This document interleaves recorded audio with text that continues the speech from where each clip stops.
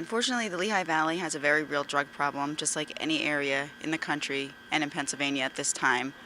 There's no town that's exempt. Drugs can be found in every town across the country and every town in Pennsylvania at this time. They need to know what is going to happen if they get involved with them. That is the most important thing. And it has to be that hard, fast hitting exactly what's going to happen. I think the most important thing is when you talk to people who have gotten involved and are trying to get off them, and they have to do that straight talk. All drugs are available in the Lehigh Valley, but recently, in the last couple of years, we've seen a huge increase in heroin, methamphetamine, and prescription medications, as well as your synthetic drugs, your synthetic marijuana, your bath salts, and a slight decline in cocaine. Because unlike in the 80s and the 90s, there is no longer a stereotypical drug user. Drug abuse crosses all socioeconomic and demographic boundaries like we've never seen before. It's no longer an inner city problem. It's no longer a problem amongst certain races, certain backgrounds. It's everywhere. Can everybody hear me? Okay. I want to thank everybody for coming to this presentation. Just the fact that you guys are taking time out shows that you guys understand that this is a serious problem and you want to learn about it in order to prevent it from coming into your homes. I also want to thank the Parkland School District because when I emailed the superintendent, he jumped on this presentation immediately. So the fact that they are willing to put this out there for you guys to educate everybody is a big deal. Again, my name is Dahlia Van Fleet, and I'm an intel analyst with the Federal Drug Enforcement Administration, which is the DEA. We're a federal agency. We target large-scale drug trafficking organizations. I've been an intel analyst since 1999. I started in the Philadelphia Divisional Office, and I transferred up to Allentown in the summer of 2005, and I've been in our Allentown resident office since that time. Part of my job is to help investigate large-scale narcotic trafficking organizations. We try to dismantle them at the local, state, national, and international level. Essentially, it's kind of like what you would typically think of the enforcement side on TV. Not really as glamorous, but similar. So we're attacking the supply side when we talk about the enforcement side. When we come out and we do stuff like this, we're trying to attack the demand side, because without a demand, there would be no supply.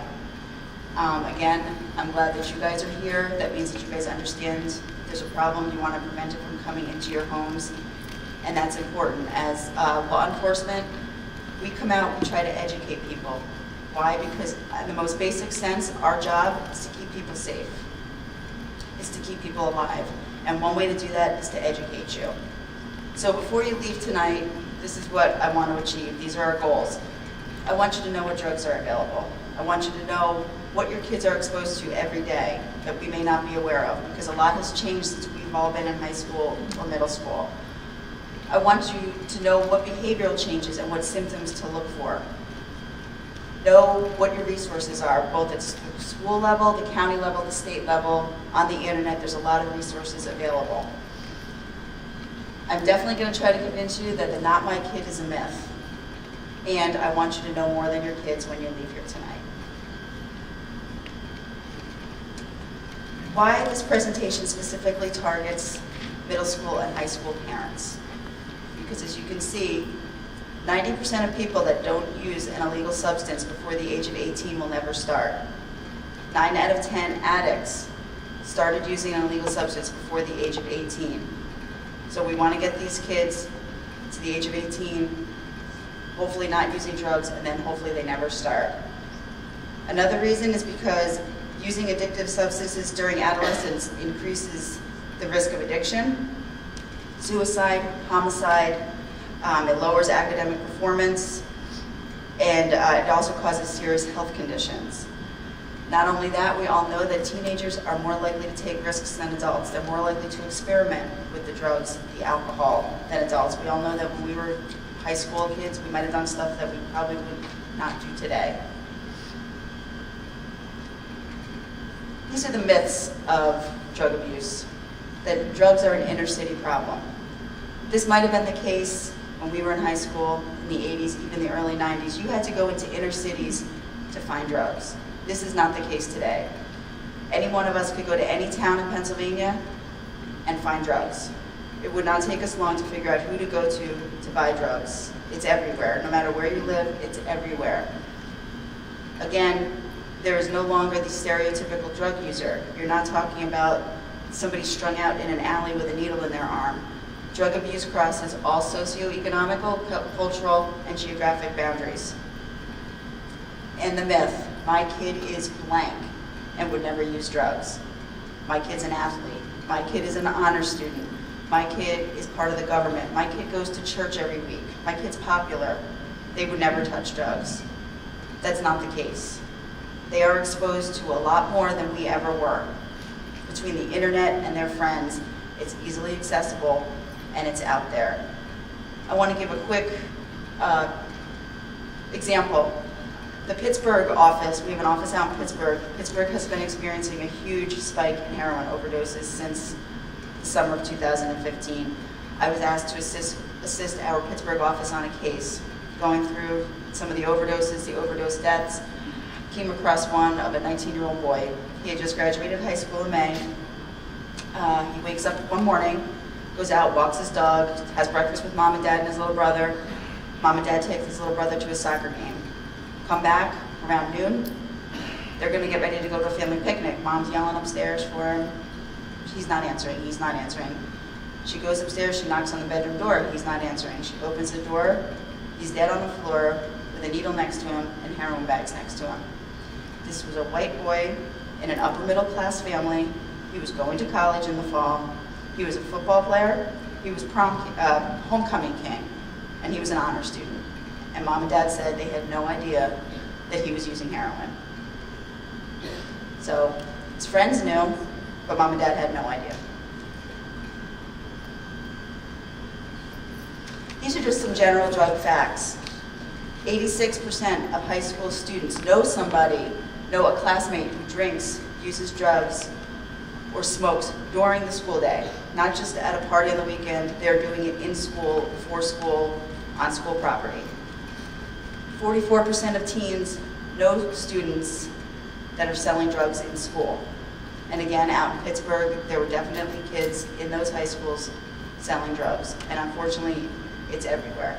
It's probably in every high school in the state.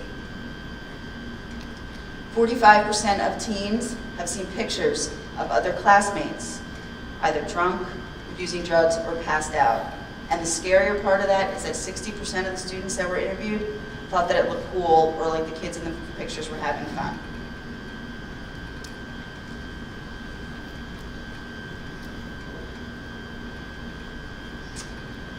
This is just how we've gotten to where we're at today. The drug trends have obviously changed. I know they've changed significantly since I started working for DEA.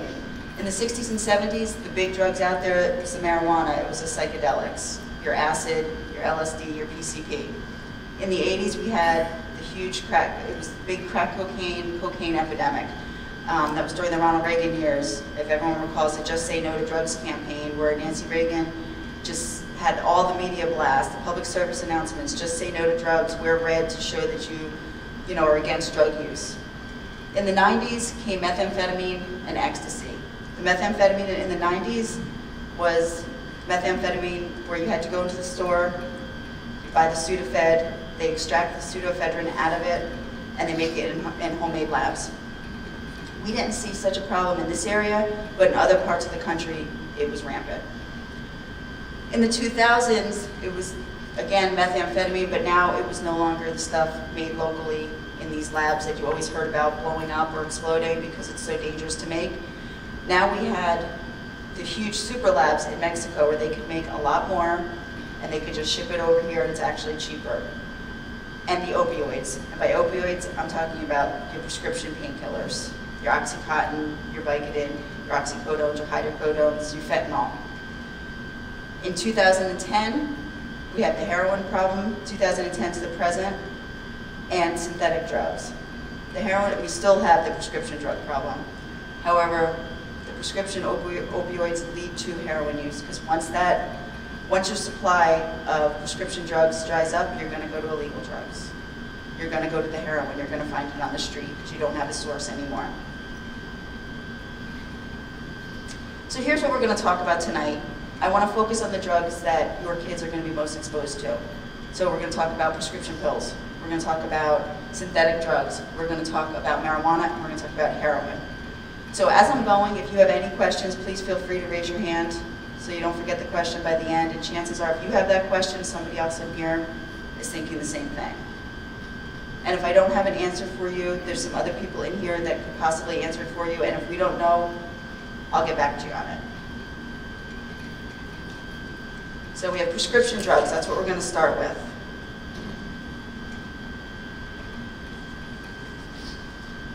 Okay. How did we get where we are today? This is a fantastic article, The Truth Behind America's Pain Pill. In as late as the 90s, it was not a normal medical practice for a doctor to prescribe an opioid or a pain medication for somebody because of chronic pain. You either had to have cancer or be terminally ill.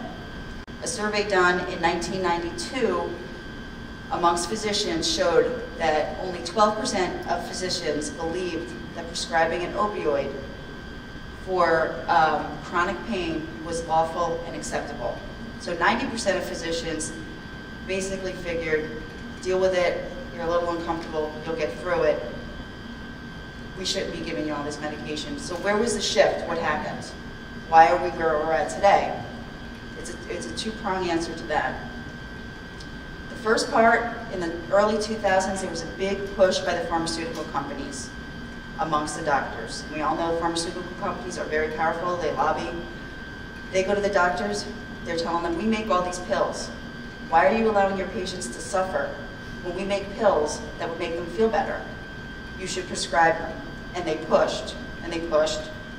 Now, why did the pharmaceutical companies want to do this? Money.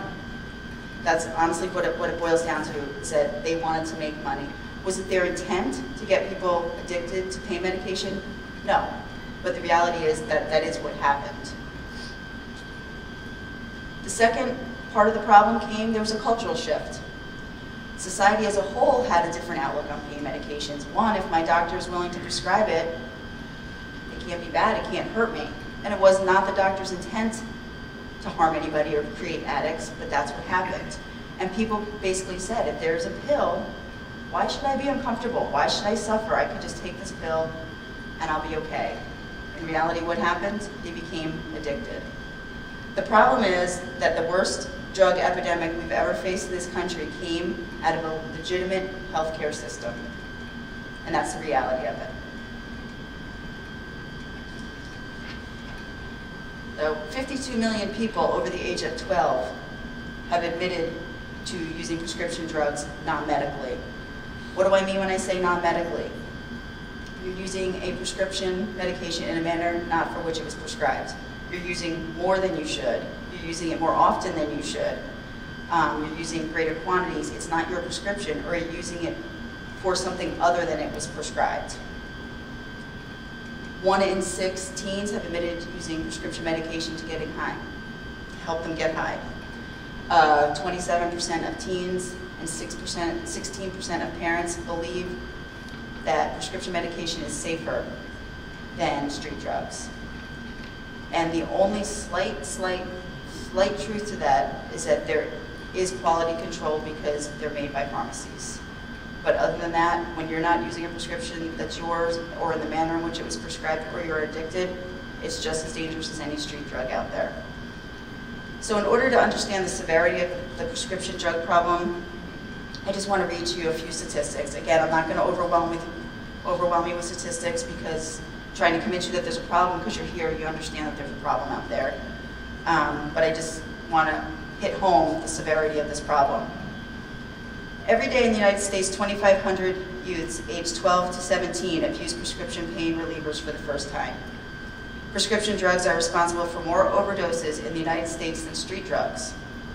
50% of teenagers believe that prescription drugs are safer than illegal drugs. 60 to 70% of teenagers say that home medicine cabinets are their source for drugs. Teens who use prescription drugs are twice as likely to use alcohol, 5 times more likely to use marijuana, and 12 to 20 times more likely to use illegal street drugs such as heroin, ecstasy, cocaine than teens who don't. In the United States, 44 people die as a result of prescription overdoses every day. More than 1,600 teens begin abusing prescription drugs daily. And after marijuana and alcohol, the most common drugs abused by teens are prescription medications. So right there, those statistics show you how severe this problem is. Why prescription medications? Well, easy access. They're in mom and dad's medicine cabinet. They're in somebody's purse. You're over your friend's house. They're in their parents' medicine cabinet. There's less of a stigma attached to using prescription medication. They think it's legal, even though if it's not your prescription, it's not legal to use. It's safer. Again, there's less shame to it. So those are just some of the reasons why younger people have admitted that they use some of these prescription medications. This slide shows you some of the most frequently abused prescription medications. The top shows you it's your opioids. Your oxycodone, your oxycontin, your hydrocodone, your fentanyl, your Vicodins. The most popular, your oxycontin, your oxy 30s and oxy 20s. They used to be oxy 80s, but when the pharmaceutical companies changed the compound, they can't be crushed and snorted, so now they do oxy 30s. You have your stimulants, your Adderall, your Ritalin, and then you have your benzos, your Xanax, your Valium, your anti-anxieties. The website at the bottom, I hope you can all see. If by some chance you come across a pill and you don't know what it is, you can go to that website, take the pill, and try to match it up. It can show you generic brands, and it can show you name brand drugs. So this way, and it will tell you what those drugs do.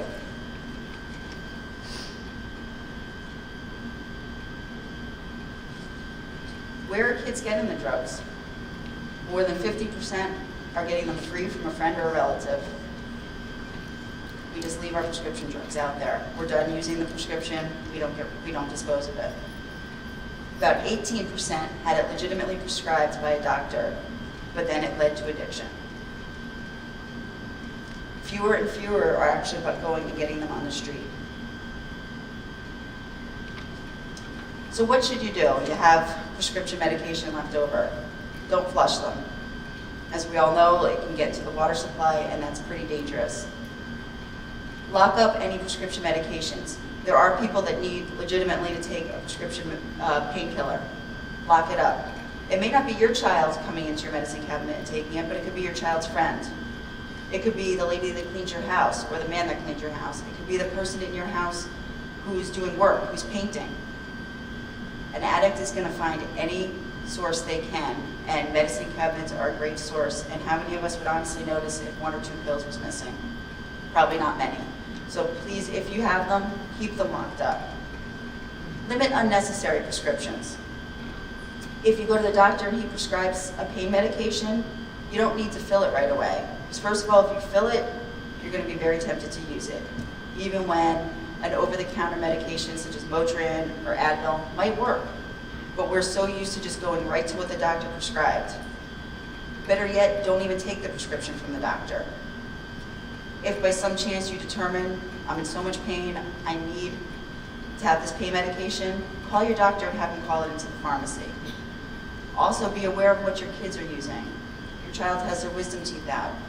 Realistically, do they need 30 Vicodin? Probably not. We've all had our wisdom teeth out. I think I was taking Motrin. And finally, when you do dispose of them, don't leave unused prescription medication in the house.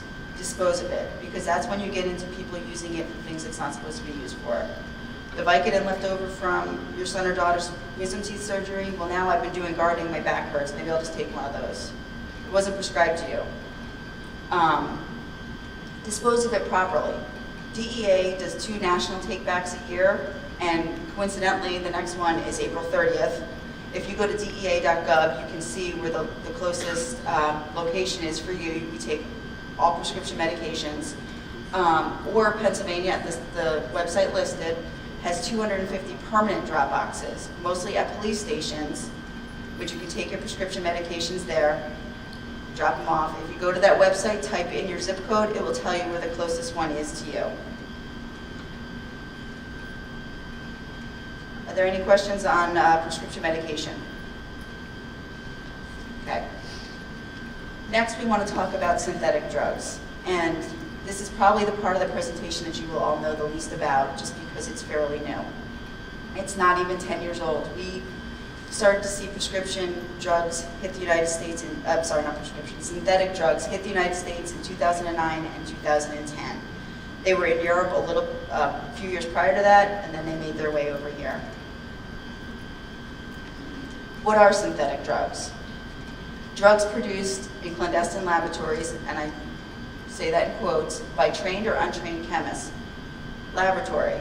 We're not talking about a sterile environment. We are not talking about what you would normally picture in a hospital or in a research center. You're talking about unsanitary conditions, unsterile conditions. It could be a shed. It could be a burned out apartment. It could be a trailer. It could be a cement mixer as a lab. It could be a hot plate and a pot. That's what we're talking about. And by chemist, it's not somebody that graduated college with a degree in chemistry. It's somebody that looked up a recipe on the internet. With that being said, there's obviously no quality control. We have no idea what they're putting into this stuff. We don't know how much of everything they're putting into it. You're going to hear me say that over and over about the synthetic drugs. It's a quality control issue. You have no idea what's in there. The most popular types, your cannabinoids. That's when you hear people talking about your synthetic marijuana. I want to be clear, it's not marijuana at all. It's a chemical sprayed onto plant matter, onto plant material to look like marijuana. The only similarity is that it attaches to the same brain receptors that marijuana does. However, it's so much more powerful and intense that the effects are that much more potent and dangerous. That's your K2, your spice. Then you have your cathinones, which are your bath salts, your flocka, and your molly. We didn't see a lot of flocka up here. There's a lot more down in Florida and other places. And then you have your MDMA and your ecstasy. How are they made? These chemicals are all made in labs in China. And again, when I say the term lab, I am not talking about a sterile environment. I'm talking about an unsterile, unsanitary place. And then they're shipped to the United States to be packaged and for production and packaging. These chemicals are not illegal in China. The Chinese government has made last year I think they made about 100 of them illegal, but there's thousands of them out there. So every time they make one illegal, they change the chemical compound just a little bit, and now it's not illegal anymore. So basically they made one chemical illegal, so now they started mixing it with something else. That's how they get around it. These chemicals are shipped through countries in Europe to the United States. So they don't come here with a Chinese mailing label, because that would raise all sorts of red flags for us. They're shipped through countries in Europe, and they eventually get here. They're shipped in items, bath salts, something you throw in what you think throw in your bathtub to take a bath. Potpourri, incense. That's how they're shipped here. So they try to avoid law enforcement detection. How are they made once they're here? K2 and spice comes over in a crystal or a powder form. They dissolve it and they spray it on the plant matter. Again, that's why they call it synthetic marijuana, even though, again, there's no plant material in there, and it is a lot more potent than marijuana. Your bath salts and your flocka look like crystals. Your MDMA, that comes from the Netherlands and Belgium. That's not made in China.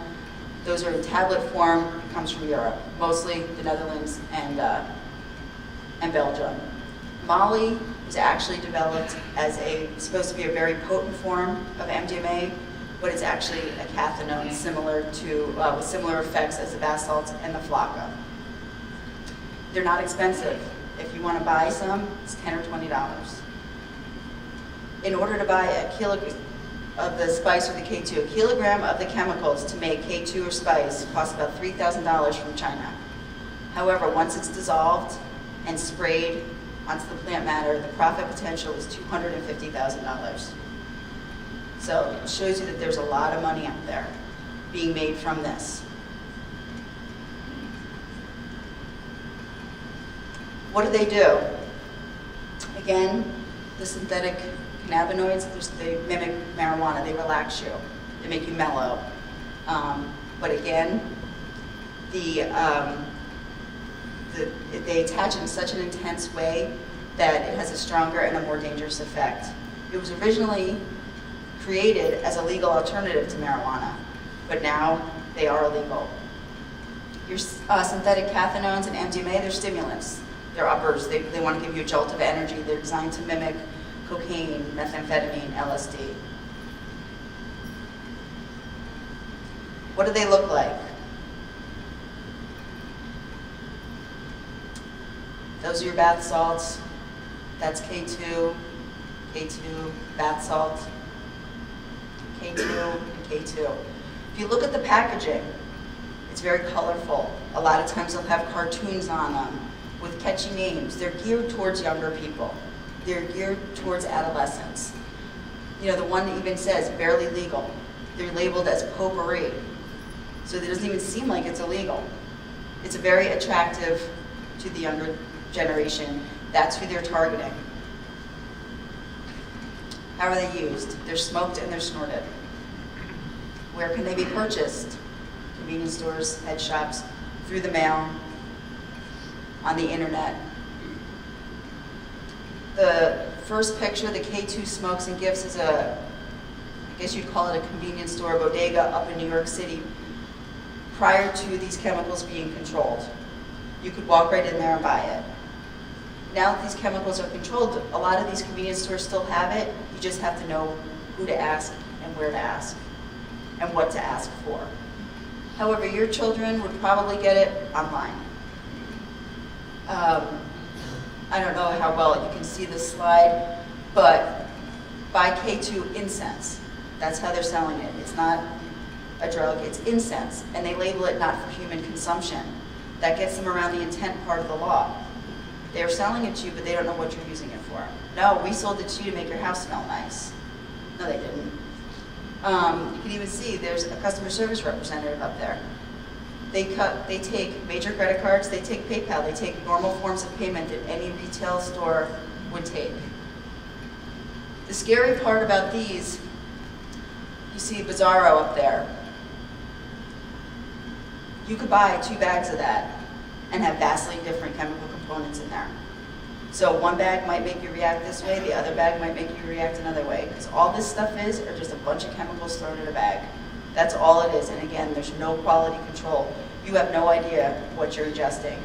So your son or daughter might be like, oh, well, my girlfriend or my friend over there bought this particular type of K2. I'm gonna get the same one because they were fine.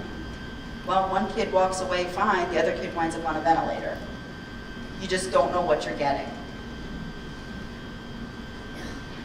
These are some of the side effects: high blood pressure, faster heartbeat, vomiting, heart attack, causes all sorts of respiratory problems, hallucinations. The effects vary drastically depending on pre-existing medical conditions, other combinations of drugs that you've taken, alcohol. So 2 people that take the exact same drug could have vastly different effects. And that makes it extremely difficult to treat. The medical community has no idea how to treat it. Again, because 2 people react so differently to these drugs and they don't know what's in them. So they don't know how to treat them. Are they illegal? Absolutely. They are illegal. However, they are extremely difficult to prosecute. Why? Because they label them not for human consumption. So now we just got around the intent part of the law. They changed the chemical components in them. So now all of a sudden that chemical isn't scheduled. And unfortunately the manufacturers are all overseas, they're all in China. And obviously we are not extraditing from China to prosecute somebody here. MDMA and ecstasy, it originally was developed in the 1960s as a psychotherapy medication. However, they found out that it had all these crazy side effects: depression, confusion, anxiety, paranoia, psychotic behavior. It is still seen at some parties, raves, stuff like that, but it is a Schedule I drug. It has no legitimate medical use at this time. What does it look like? It can look like that, different colors. Why are synthetic drugs so dangerous? Well, one, people don't know a lot about them. So that makes it extremely dangerous. Again, it bonds to your brain receptors in such an intense way that the effects are extremely powerful. There's no quality control in the manufacturing. We have no idea what's in those bags. We have no idea what chemicals they are. We have no idea how much of the chemicals are in there. Again, everyone reacts differently. We spoke about that a couple minutes ago. The different effects it has on everybody, depending on your pre-existing medical conditions, what other drugs you've taken, if you're taking it in conjunction with alcohol. And that goes into the drug interactions. These are just some headlines from around Pennsylvania, other than the top one about Wesleyan University. So if we don't think that they're in Pennsylvania, they are. Earlier this year, Allentown, one weekend they were flooded with overdoses, 60 to 70 in one weekend. And the police couldn't keep up with them. There were people running around the streets naked, and they were hallucinating. They were hanging from trees. People wound up having heart attacks on respirators. The hospitals are calling us, asking us, what can we look for? And honestly, we don't know what to tell them because we don't know what's in those bags. But it's everywhere. Is there a question? Yes. Okay. That synthetic drug, is that like acid? Like LSD? No, synthetic drugs are a chemical. It's a chemical sprayed onto plant matter or made into crystals. So it's more of a chemical than like your typical hallucinogens, like your LSD, your PCPs. But it will make you hallucinate. That is one of the side effects. Absolutely. Are there any other questions on synthetic drugs? Okay, heroin.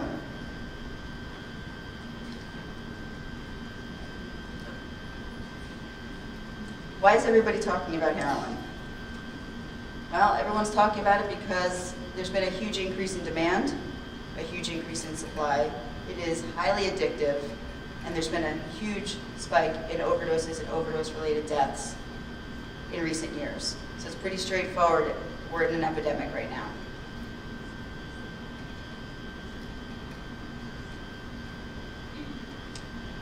Availability. Heroin has saturated the market. When I first started 16 years ago, you didn't see much heroin. It was very expensive. You just didn't see a lot of it. Between 2010 and 2014, the seizures made by law enforcement has increased by 81%, and it's probably even higher now. I would love to sit up here and tell you it's because we're doing a great job, we've changed our tactics, we're on it. The bottom line is there's just that much more out there. We've probably seized in this area the majority, more heroin in the last 3 years than I think I'd seen in the previous 13 in working. It's out there, it's everywhere. The demand has increased. Part of that is because of the pill problem. Basically, if you become addicted to an opioid, you have two choices. You either go to rehab or you switch to heroin, because you're not going to kick an opioid addiction by yourself. That's the bottom line. So once your pill source has dried up, you can't get it from mom and dad anymore, you can't steal it from friends, your doctor will no longer write you the prescription. Either you go to rehab or you have to start using heroin. That's why we see that the largest age group of new users is ages 18 to 30. And overdoses has tripled between 2010 and 2013. And it's probably even higher now.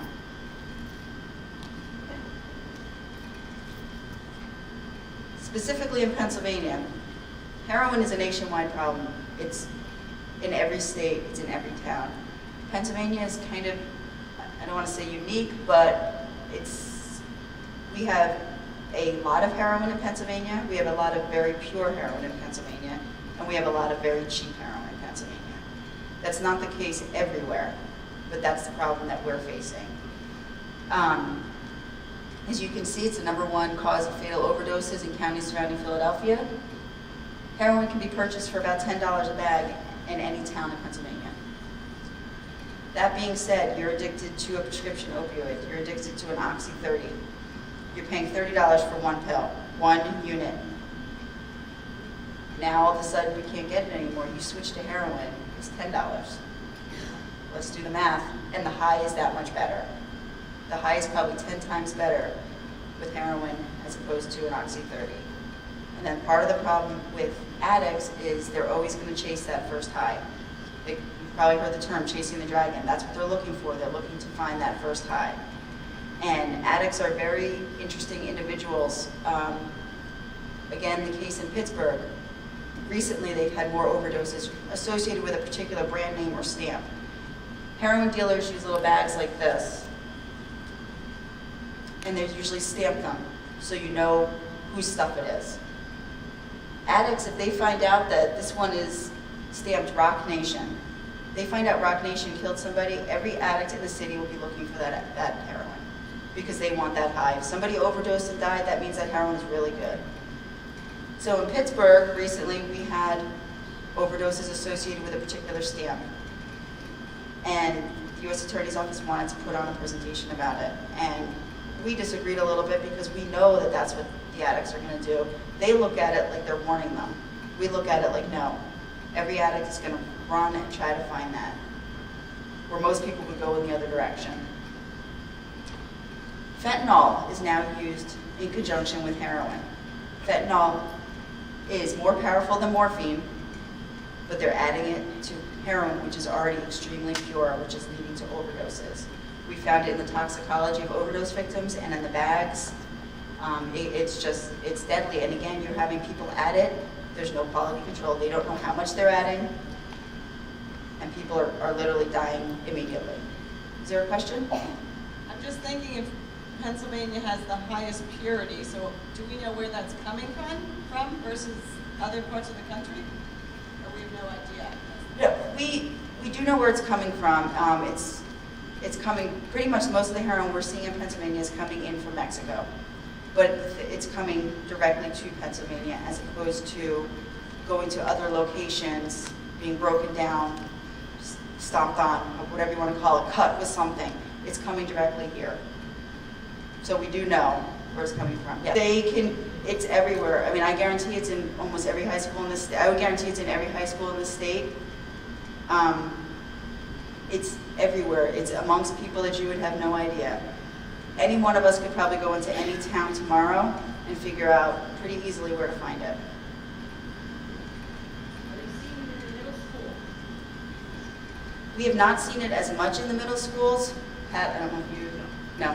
We've not seen it as much in the middle schools, but I know in the high schools we definitely have. I know in Pittsburgh that was a huge problem, was there were dealers right in the high school selling it every day. Where are they getting the fentanyl from? Fentanyl is now being manufactured in Mexico and shipped over. Prior to that, they were taking it off the fentanyl patches and stuff like that, but now we're actually seeing it come in, and they're selling that in and of itself to use as cut with the heroin. Yes? How can I tell if my kid has drugs aside from standard teenage hormonal fluctuations? How do I know if he's using? Well, a lot of it is major behavioral changes. You know, we all know that they have mood swings, we all do, but behavioral changes, dropping in grades, hanging out with a different group of friends. Do they have risk factors? Were they ever prescribed a pain medication for a legitimate reason? Then just know, be aware, is there money missing from your household that you're aware of? Sleeping a lot, are they not taking care of themselves, like hygiene-wise? All just major changes in behavior that would have you raise an eyebrow would be the first thing to do. Know who their friends are, if they're hanging out with a different crowd, stuff like that. I actually meant to say something earlier. Last month, the CDC came out with prescribing guidelines for the first time in history because of this problem. These prescribing guidelines are now being taught at medical schools and amongst the medical community. And it's basically telling them when should you be prescribing an opioid as opposed to an over-the-counter medication. It's not just intended to keep them comfortable. It's for, you know, terminal illness, people in severe pain. So that was one of the things that the CDC has done, which we've never seen that before. Unfortunately, it's taken us years to get here, and it's not going to turn around overnight. As far as the pharmaceutical companies, Pat, I don't know if you... Yeah, I don't know if I can you guys hear me? Yeah. Kind of. Yeah, hi. My name is Patrick Trainer. I'm a special agent with the DEA out of Philadelphia. I work at the Philadelphia office. I started with Dahlia a very long time ago. Can I borrow your perhaps? Thanks. This is better? Okay. To the gentleman's point, one of the things we're doing at DEA is we license all of the doctors and all the pharmacists to prescribe this medication. You'll notice on your prescriptions, you'll notice in the upper right-hand corner, there's a DEA number. So the question you're asking hits it right on the head. We have regulated the pharmaceutical industry for a long time, but we've had a very confrontational relationship with them. We have fined Purdue Pharma millions and millions of dollars because, to your point, we thought they were probably the largest drug dealers in the country. We're talking with doctors.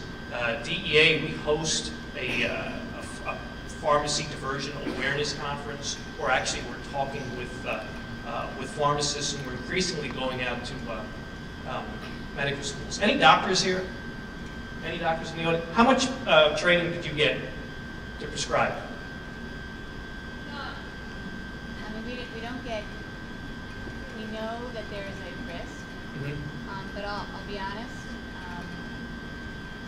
the companies like Jayco comes in, Right. and one of the things that they do is they actually ask us patients to rate their pain. Right. Because we're also told that patients are supposed to be comfortable. Correct. Correct. Knowing that if it goes against us, they're not treating their pain adequately. Correct. But how long is med school? So 4 years. 4 years, and plus your, I think so about 7 years total? So it depends on the residency. Okay. 4 years plus your residency, which could be 3 to 7 years. Okay, 7 years. All right, we've talked to a few doctors. Any idea how much time they spend being taught how to prescribe? Any guesses? 4 hours. 4 hours. You know who gets more prescription training? Veterinarians. Okay? So DEA is out constantly talking to pharmacists, talking to doctors, talking to medical schools to tell them about the lake that Dahlia is telling them about. Because they don't know. They just don't know. I'm pretty loud, so I'll just say my question. Is there a way to report a physician that we find out has a practice of really misprescribing opioids and other medication? I mean, I work in the mental health and substance abuse field, and we do hear about, oh, there's a doctor in Center City who will just see people as basically a prescription farm.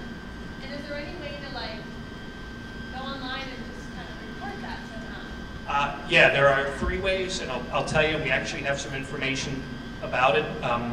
We have the DEA website where you can report it. We have a text line where it's tip 411, okay? And you can also call us. There are approximately 70, just to give you an idea, in Pennsylvania alone, you may know this, but there are 76,000 registrants in Pennsylvania. When I say registrants, I mean people who are licensed to prescribe these medicines. If 1% of them goes off the reservation, 1%, that's more than any of us can handle. Last year, we locked up 63 doctors on federal drug charges. Federal drug charges, okay? It's not to say that people who have a legitimate need to get opioid medication shouldn't receive it, but we have seen numerous doctors in the Philadelphia area that their whole practice is designed to basically prescribe this medication. We refer to them as pill mills. So yeah, there's about 3 different ways you can report them, and we get a lot of information. We get a lot of information, so we encourage you to do so. Any other questions? Yes. How are they ingesting this powder? Are they like snorting it or shooting it, or what are they doing with it? Heroin? Yeah. Normally, you'll start by snorting it. Most, I would say 100% of addicts will eventually start shooting it. So they start snorting it. That's why there's not the stigma that there used to be with heroin. Like when we were younger, you saw somebody strung out, and you always pictured them with a needle in their arm. They don't have to do that now. It's not as dirty, it's not as gross. I can snort it, but eventually you're going to start shooting it. It's just the way it is. By that point, they're they're so far gone that they need to get to rehab. Anyone else?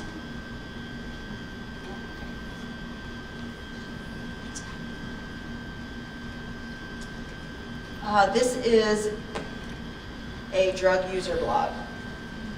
I don't know if you probably can't see it. The title is How to Score on the Street. There's a ton of these blogs out there, and we do kind of snoop around. We look, we try to monitor them just to see what's going on, to gather the intelligence. I'll read this to you, but this is written by a teenager who's trying to make the leap from prescription medication to heroin, either because his source dried up and he can't get it anymore. So now he's looking to buy heroin, and he's asking people for advice. He basically says, I don't want sources, nor do I want people telling me not to do this. I went down to a couple of supposed hotspots today and dressed like a junkie and trolled around looking for some gear. I've never had to do this before. I don't want to get stabbed or blanked over. Just looking for some advice. What's the best approach? Do you go up to people and ask them? If so, what people? How do you ask them? Are train stations good places to try this, or is that a myth? I'm going to find some anyway, so just help me do it safely. Thanks. Okay, there was about 30 to 40 responses to this question online. And not one person said don't do it. Not one person said go to rehab. Not one person said don't make that jump. They all gave him advice on where to go, how to do it.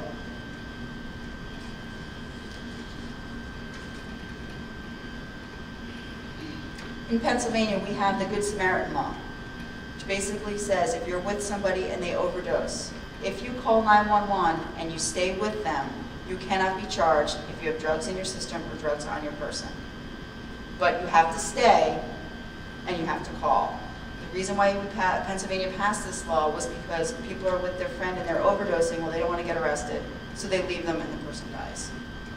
So they passed this Good Samaritan law. We also have the naloxone laws. Naloxone is also known as Narcan. It reverses the effects of heroin. The naloxone laws made it legal, gave naloxone to law enforcement, not just EMS. Prior to this, it was only EMS. And it made it legal for private citizens to get Narcan with a prescription. Governor Wolf passed a law not too long ago that said that every high school in the state can have Narcan. Just let me go back to that. And also the Pennsylvania Physicians General also passed a standing order saying that any private citizen can go into any pharmacy and get Narcan without a prescription. That being said, I think law enforcement has mixed feelings about Narcan because it's now a safety net. Addicts now think, well, I can use heroin and I don't have to worry about dying because they can, put the mist up my nose or put the IV in my arm and I'll be okay. So there's not that fear of overdosing anymore. But the bottom line is, sometimes people get there too late and they can't use it and the person dies.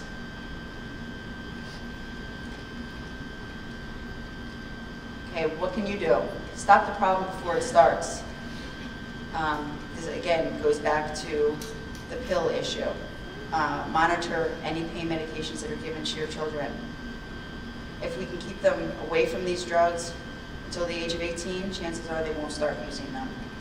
Look for the symptoms and get help. We talked a little bit about the symptoms, the dropping in grades, hanging out with new friends, missing money.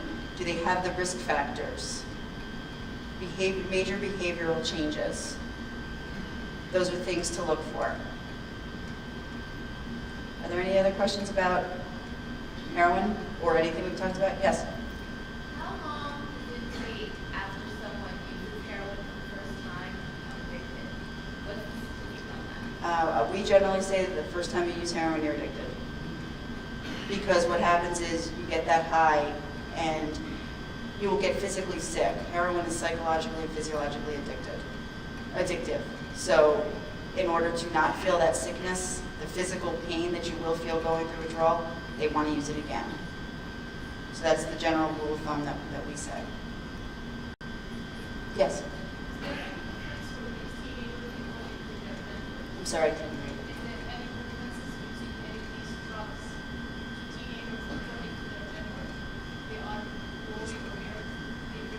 No, it crosses all boundaries. Did you ask if there was any? No. Nope, we're not seeing any preference like that. Nothing. Anyone else? Okay, we're going to talk about marijuana. We're not talking about medical marijuana at all. So that's totally separate from this, even though it was just passed in Pennsylvania earlier this week. Marijuana is not legal federally for recreational use, nor is it legal in Pennsylvania for recreational use. It's pretty safe, right? No, the marijuana that we have today is more potent than the marijuana that we used to have. It has many health side effects on the brain, on the heart, on the lungs. It is more harmful than cigarettes or alcohol. One of my biggest pet peeves is when I hear people say it's just like alcohol. It's not just like alcohol. The effects on the body are a lot worse than alcohol or cigarettes. In the grand scheme of things, what we've spoken about today, yes, this might be the least harmful as far as what we've spoken about, but it's also the most widely abused drug out there, and it is also still considered a gateway drug. What I mean by that is we interview a lot of people. Usually, unfortunately, we interview them after they're arrested, and they all talk about their drug use and how it started. I don't think I've ever interviewed somebody that just started using heroin one day. They all started with marijuana and worked their way up. So it is still a gateway drug. 1 in 15 high school seniors is smoking marijuana on a daily basis. Over the last 20 years, the potency of marijuana has tripled. So it's not the marijuana that we saw in the 70s, 60s, and 70s. It's a lot more potent. These are the different effects of marijuana. Your coordination. It impacts your motor skills, and that impact can last up to 24 hours. So that affects driving. That affects a lot of other things. It can cause throat cancer. There's 426 harmful chemicals in marijuana. The THC is what gives you the high, but there's 426 other chemicals in there that you're ingesting. Your mental capacity. Studies have shown that it actually drops the IQ. Prolonged use will actually drop your IQ. There's heart damage, and the tar content in marijuana is 1/3 greater than in that of cigarettes.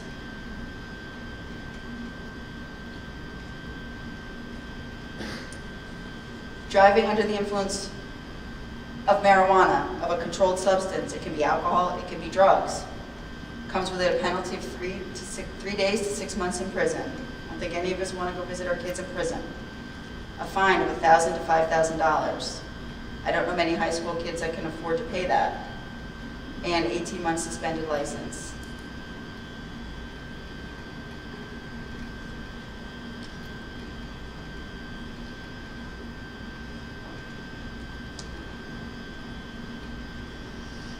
Now, while drunk driving, studies have shown that drunk driving has actually decreased in recent years because of all the publicity about it, drugged driving has actually increased. In 2013, which is the most recent data available, shows that 62% of drivers that were fatally injured had a drug, an illegal drug in their body. 35% of them had marijuana in their body, in their toxicology reports. Marijuana concentrate. This basically uses solvents to produce higher levels of THC. This is legal in states where recreational marijuana use is legal. So this is legal in places like Colorado. It's known as shatter, butter, honey, wax. It's way more potent and it's very dangerous to make. How do they use it? In the vaping cigarettes. And just so everyone knows, it doesn't smell like marijuana. If they're smoking it, you're not going to get that smell. Comes from the West Coast, head shops, internet. People from Colorado, recreational marijuana states, put it in the mail and they send it all across the country. This is what those look like, these marijuana concentrates. You shatter your oil, your dust, butter, your wax.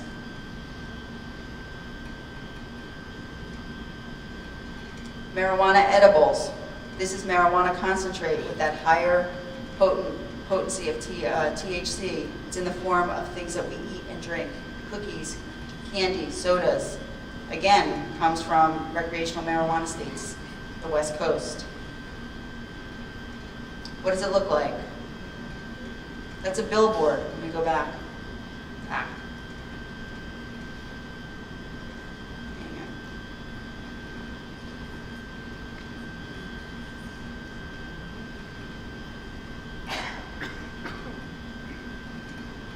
That's a billboard that they put up in Colorado. Can you spot the pot? They put this up every Halloween in Colorado because that's exactly the form that these marijuana edibles come in. Looks just like candy. So what's little sibling doing? They're going into their brother or sister's bedroom. Oh, there's Swedish fish.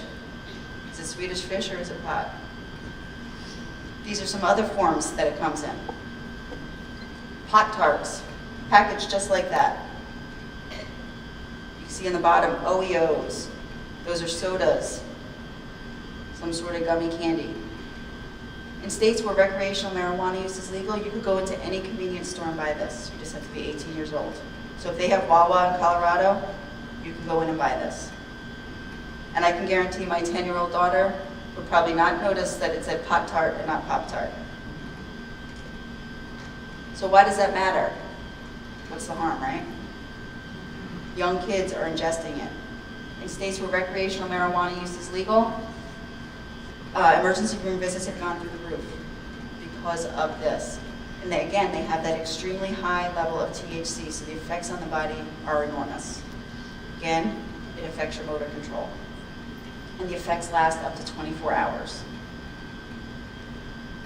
So what do we do now? Educate yourselves, which you're all doing right now. This is a great start. Educate your children. Now, we're not encouraging everybody to go home and browbeat your kids and ask them what they know about drugs and share with them everything you've just learned here in the last hour. But start a conversation. Ask them what they know. Share with them some of what you've learned. Be proactive and vigilant. Look, who are their friends? What are they doing? Ask for help. If you think that there's a problem, you have great resources in the Parkland School District. The county has amazing resources. There's resources online. And please monitor the social media. We see a ton of chatter over social media. When we seize telephones, we get warrants to go through the phones. It's unbelievable what we see on there. Different things, so monitor their Facebook, their WhatsApp, Instagram, Snapchat, Kik, WhatsApp, whatever they're using, monitor it. Because you'll see different things on there. This is just some of the words that you might see. And if you don't necessarily know what it means, Google it. The Urban Dictionary is a wonderful resource. I still do it now if I'm going through a phone and I don't know what the text message meant. Never heard that term. And it'll sure let me know what it means. These are some different resources. I believe this is on one of the pamphlets outside that you can go to. Yes? Let's say you have one of your kids telling you that a friend brought a brownie that has a party. Mm-hmm. Who you go to the principal or to you? You probably want to go to the local police department at that point. And then they would know what to do. And if it got to that level, we would get involved. But I would say your local police department would be the best way to go. DEA Philadelphia has a Facebook page where they put up their trends and different things. If you like this page, it's not going to blow up your news feed. They only post things maybe that we feel the public should know. So if we see something interesting, something different, something that we feel parents should know or people in the general public should know, we might put it up there because things are changing all the time. We're seeing constant different things. The marijuana concentrate, the butter that we saw earlier, the shatter, that's all fairly new in this area. But this is where we'll post it. So it's a very helpful resource.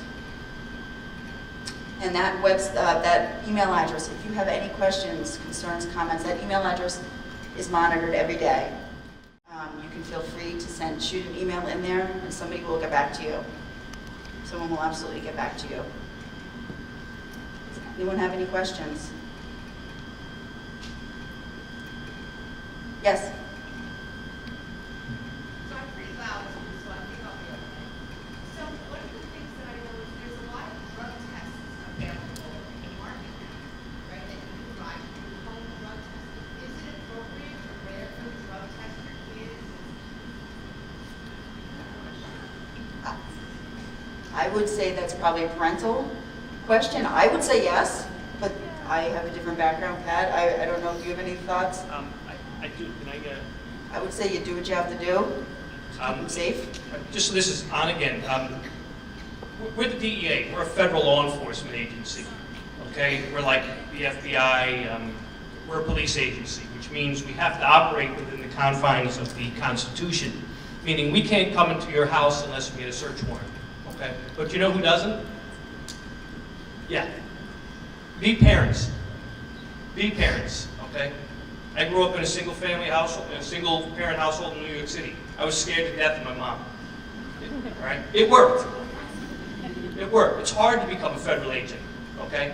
It's really hard to become a federal agent to pass that security clearance, okay? So be parents. That's the biggest thing. Test them as much as you want. Anyone else? Yes.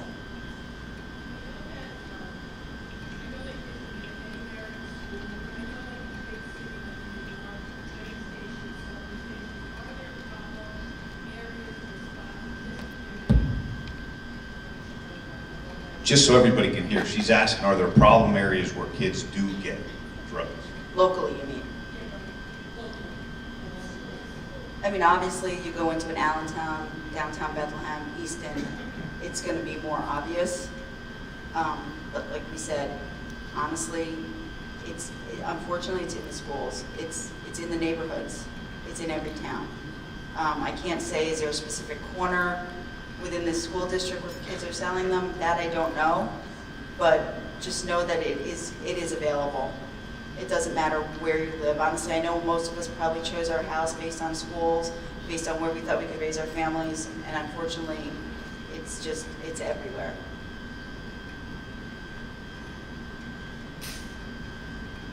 Anyone else? Yes? As a parent, you said you have a daughter. Mm-hmm.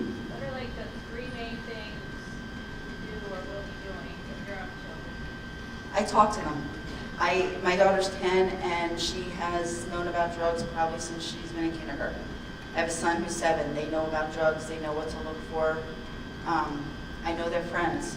I know their friends' parents. I think that's a big one. Is we're all very busy, but we're very involved. We have dinner together. I go to their sporting events. They don't go to anyone's house that I don't know. You know, their friends, the same thing. And I personally, my daughter knows it. She has her iPod. I get, she can text or whatever. She's not allowed to have Instagram. She's asked me. She can't have any of those other social media things. I see all of her text messages. And honestly, she could tell me that, oh, privacy, this or that. You live in my house, I pay for that, there's no privacy. And I think that's the big one. It's just know what they're doing. That's for me personally, and talk to them. Have the conversations with them. Be open about it. Don't hide it. If there's an overdose that you hear about in the school district, talk to them about it. It's actually a good way to start a conversation. I have a brother who was 12, was given marijuana by a friend's parent. He's 48, and he's still addicted to drugs all these years. Yep. And unfortunately, that's the statistic. So that's why we say early interventions, keep them off the drugs as long as possible, if at all. Yes?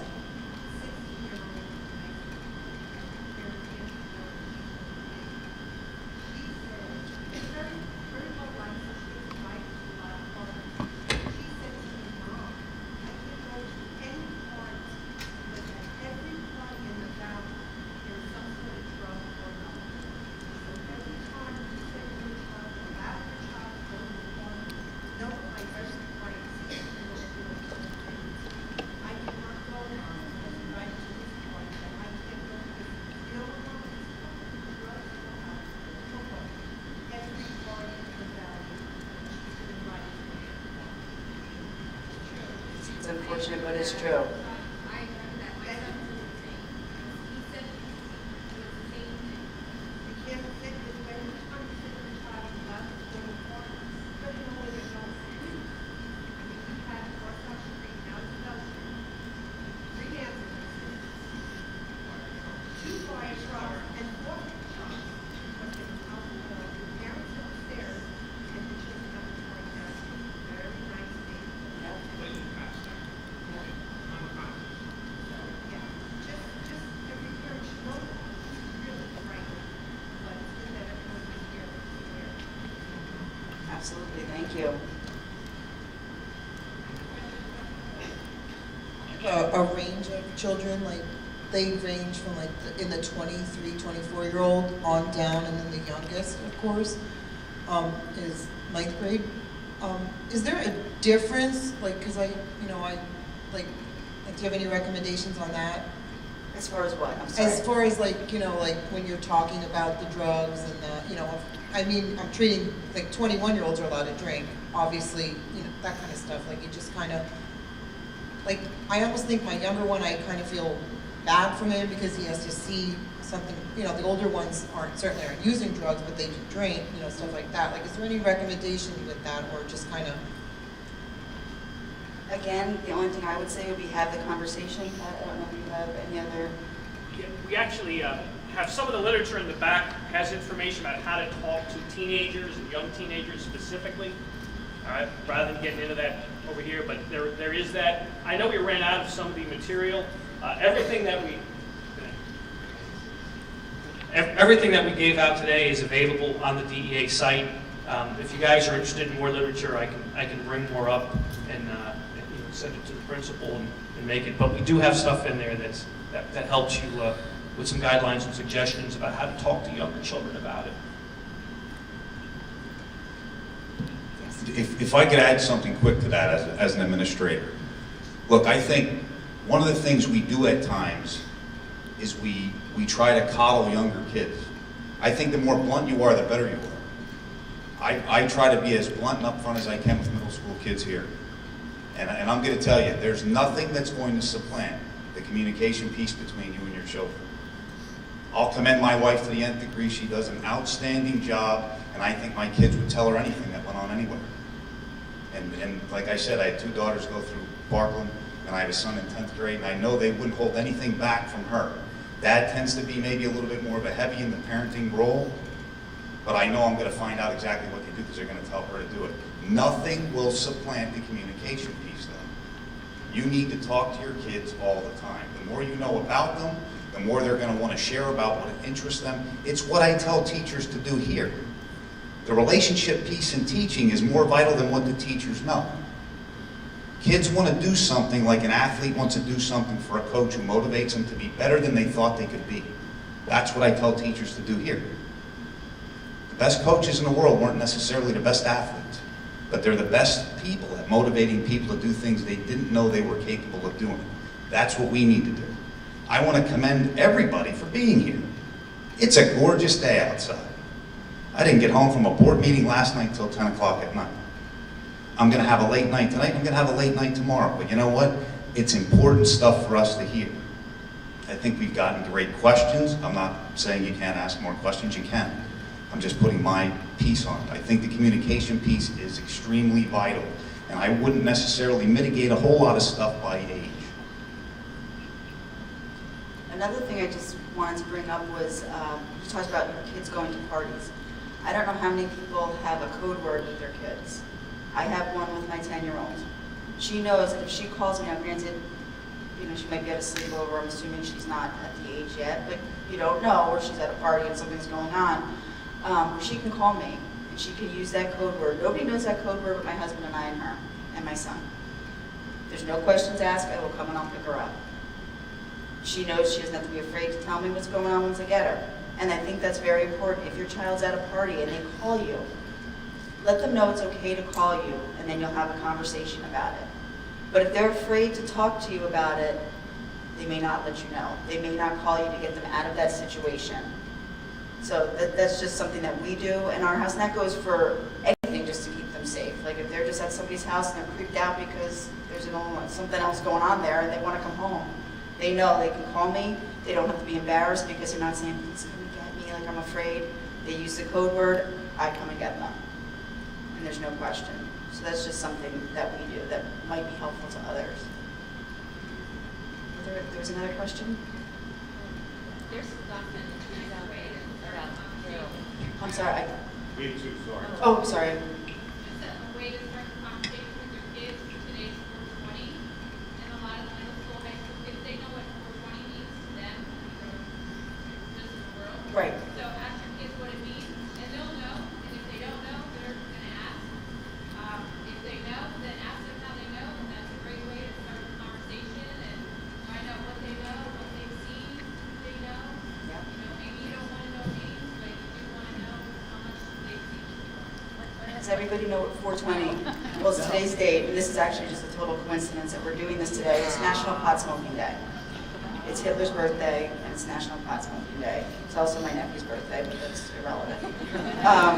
But that's what it is. So that is actually a fantastic segue, because if you have middle school and high schoolers, I guarantee they know what today is. Yes?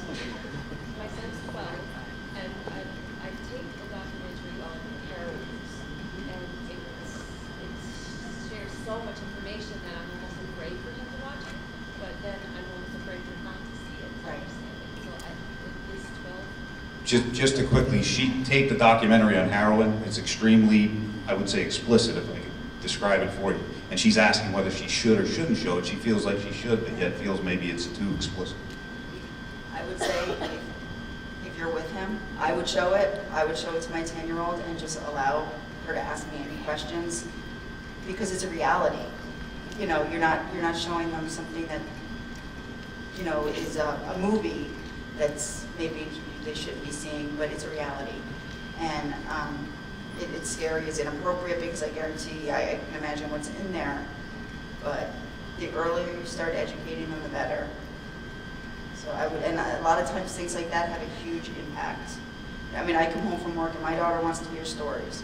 She wants to hear different things like that go on. Or if I'm talking to my husband who happens to be a trooper and we're talking about something related to drugs, she wants to know. And she's like a sponge, and I'm just very honest with her. So I would say, yeah, I mean, there might be bad language or whatever, but they know not to use it. You know, that's just the bottom line. Excuse me? Yes. That documentary, I know what that is, because I taped it. My kids are here tonight because my husband had to leave and I didn't want to miss it. But my older daughter hasn't watched it yet, but my younger two have. And my son is going to be 8 and my daughter is 10. And we sat there and watched it together, and we talked about it while we watched it. That's great. That's great. That's great. What is a recommendation for a student? I know my daughter, she's much older now, but she came home and she wanted to try to help someone she knew was using. Like, I know what I did, but what would be your recommendation to tell that friend of a friend what to tell that person? I guess that's the question. Like, Well, I don't know guess if it would depend on what the problem was. Okay. We often say with heroin, a simple conversation is not going to fix the problem. Rehab is going to fix the problem, and depending on the age involved, you have to go to the parent, you know, of course, and if that's not a viable option, let's just say, I would start with the counselors at school and go that route. Is there somebody else?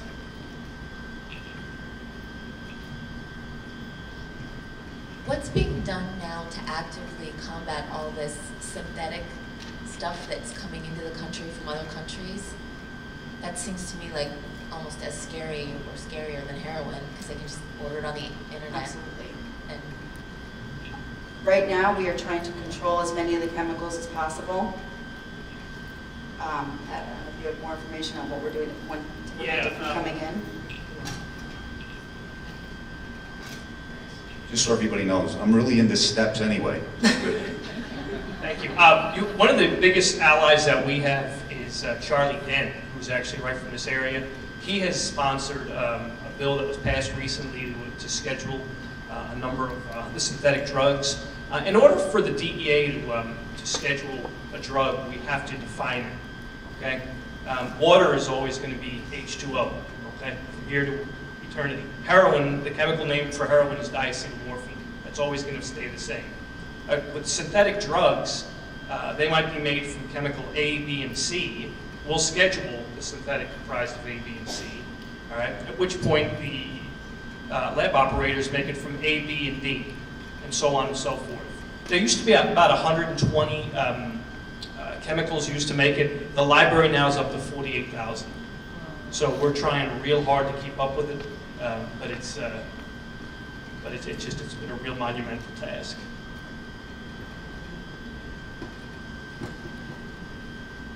Yes. I know in the schools, and this is more toward the principal, I know in the schools, we, in the beginning of the year, have your anti-bully campaigns, the kids, you know, get on board, signing, this is what we're gonna do. Have we seen the need for an increase of these types of things, that the kids are being, kind of, maybe, I don't wanna say held accountable, but aware that, you know, in the same situation, this is your role, and The program throughout the elementary, middle school, and high school, it's embedded within it. Within health classes, we have the DARE program in the elementary, we even have the DARE program in the middle schools now. And we have a resource officer teaching it. So it's something that it's embedded in what we teach all the time anyway. It's part of our guidance classes. It's something that we definitely talk about all the time. We might not have had a campaign like we did for the anti-bullying program that we kicked off 2 years ago, but we still embed it in there and talk about it all the time. So it is in there. And I know that their campaign has changed. It's adjusted with the times, where it was very different when we were in school, what drugs they focused on, but they're growing with the changing times. They're starting to talk more about the stuff that is really affecting the kids, which is important. Good evening, everyone. I'm Jim O'Neese, the high school principal. And I had a couple of things I wanted to share with you, but also an announcement. Last year, we brought Chris Herron, who's a former college star athlete and NBA player and recovering addict. He has his own program that he performs across the country.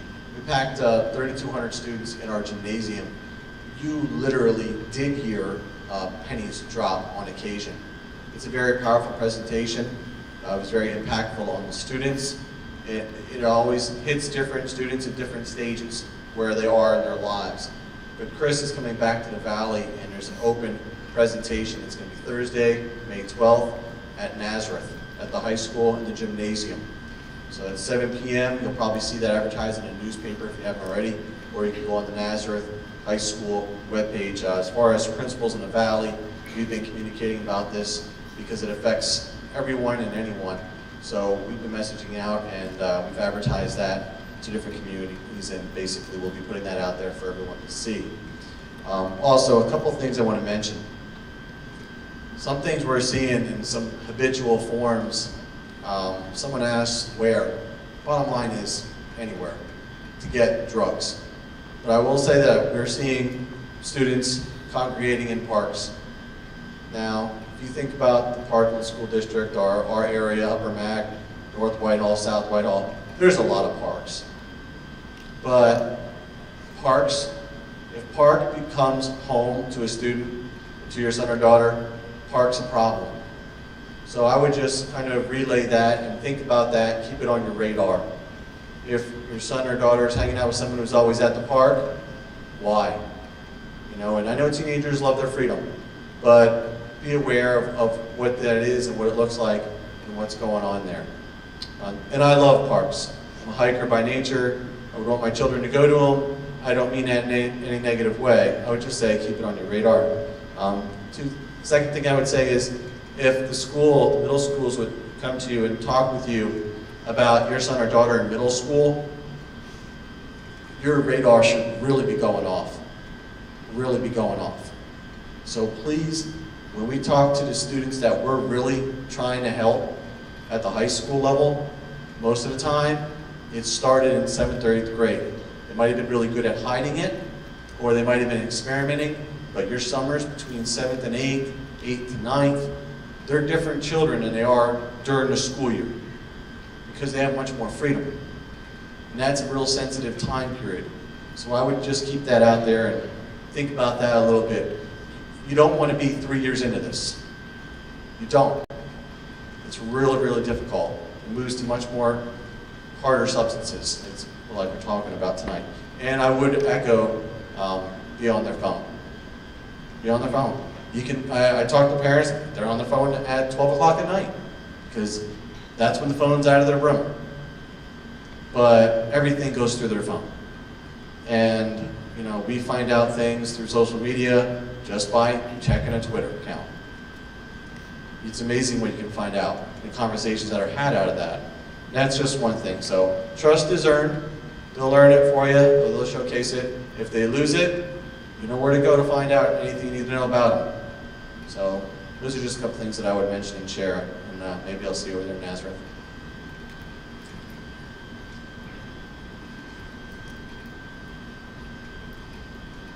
Are there any other questions? Yes?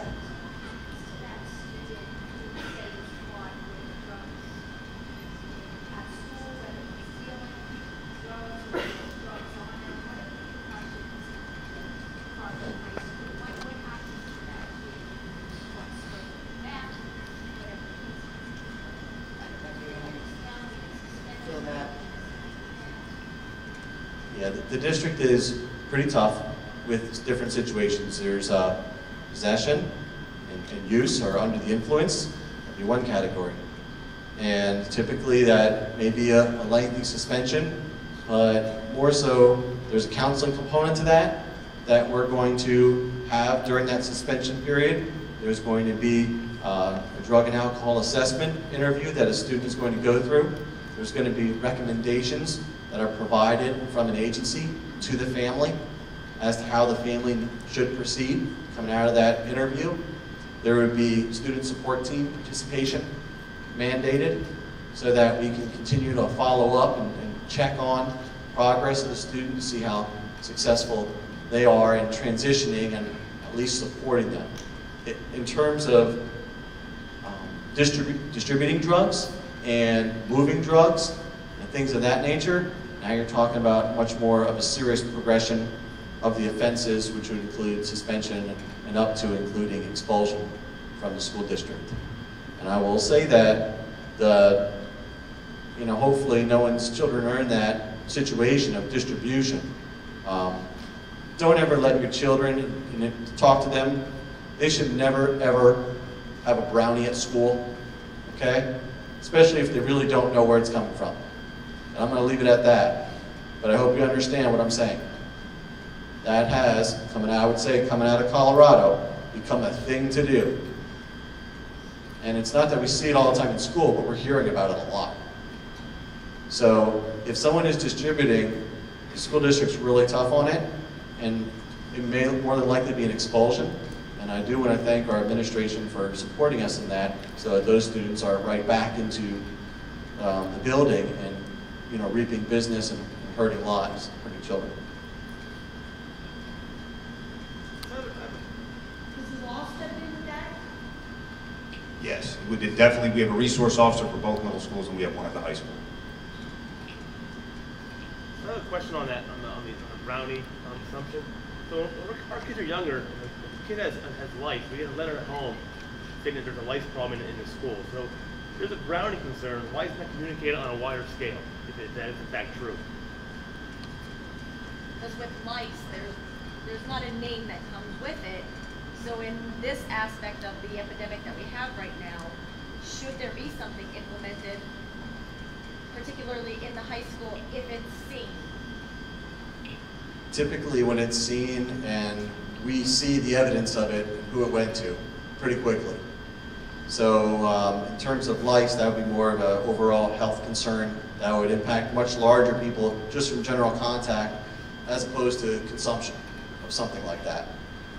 So the student does have an amount of privacy that we're obliged to uphold, and we do so, and yeah, there definitely is legal involvement whenever we find it. It is not when we feel like turning over to the police, it's whenever we find it.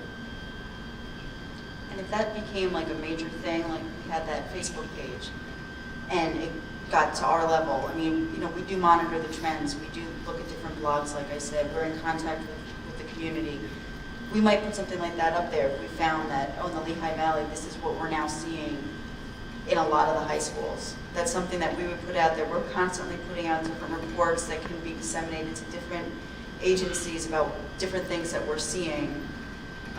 So I do strongly recommend, if you like that Facebook page, you might see different things like that that would affect your children coming across there. What's that Facebook page called again? Where is it? There it is. Oh, you can't read it. It's the drug trends in Pennsylvania and Delaware. Mm-hmm. There it is. And that's updated whenever, you know, we see that there's something important put on there. Anything else?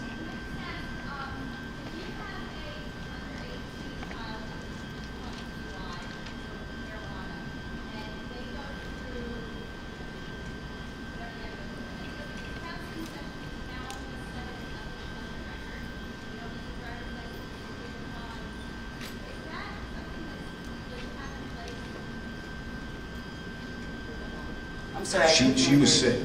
I'll go back.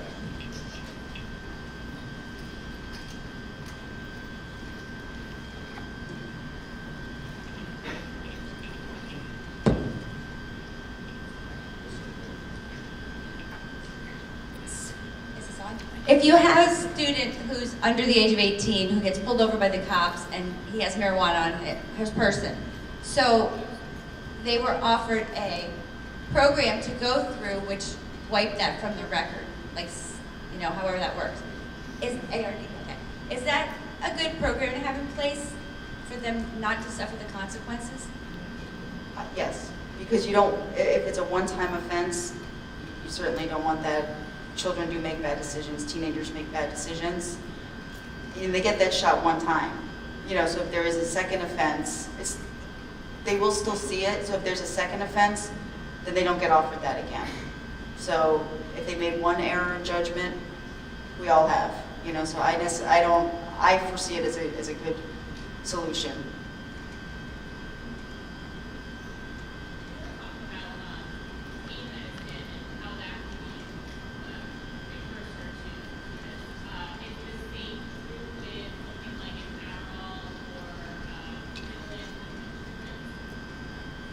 We are seeing Adderall and Ritalin definitely being abused. That might lead to another drug of abuse, may not necessarily make the leap to heroin, but we are definitely seeing that as an abuse. But that's also a stimulant where the oxys and all that, they're not, you know, they're pain medications, they're not stimulants, so, but it definitely would lead to something else if they're abusing it. Or they'd be at risk of something else down the road.